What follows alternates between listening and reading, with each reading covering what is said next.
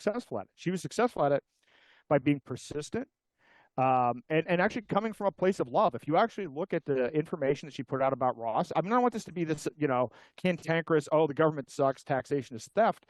Like, we Government need to sucks, share. taxation is I just mean, saying. that's a given, but we need to share what I think bothers me the most. I was in a lawsuit for 5.5 years and I couldn't talk. You said I went on arrest, and I went on arrest in part. I got out of politics, but I was in a lawsuit in a similar situation. I wasn't facing jail time. That people were trying to take all my assets, trying to take my house, but they weren't trying to take my freedom. So I didn't get to that point, but I couldn't talk about it. In fact, I couldn't go out public because they were trying to get me for conspiracy. So even if I talked to people about it, then they would try to subpoena those people. So I basically, as someone who's very outspoken, was in a position where I couldn't talk. And then what happens is, when you don't talk, either people forget about it, or worse, they start believing the narrative of the other side because you're not there to counteract it. So, what I don't want to see, and what we have to defend, is the fact that I travel around the country.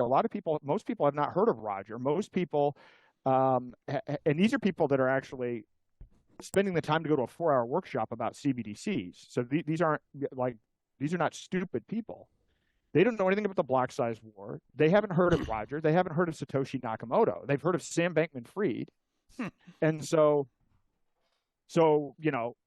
we need to amplify. Part of the strategy here is we need to amplify and tell Roger's story in terms of the impact that he's had for liberty, for humanity, and how he's impacted people personally.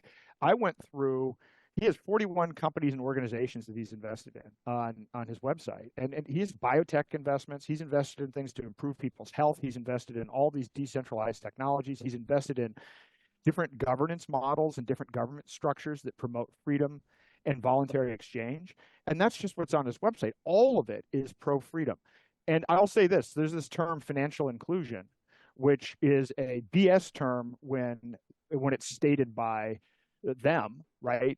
When they say financial inclusion, they mean control. When Roger's about real financial inclusion, which is, again, the whole idea behind Bitcoin is it's money anybody can use. It's permissionless. Anyone, anywhere in the world can use money, and it's cheap and fast, and it can't be stopped. That is actual financial inclusion. So he's been promoting the actual ideas that the other side uses propaganda to try to push and use for adding more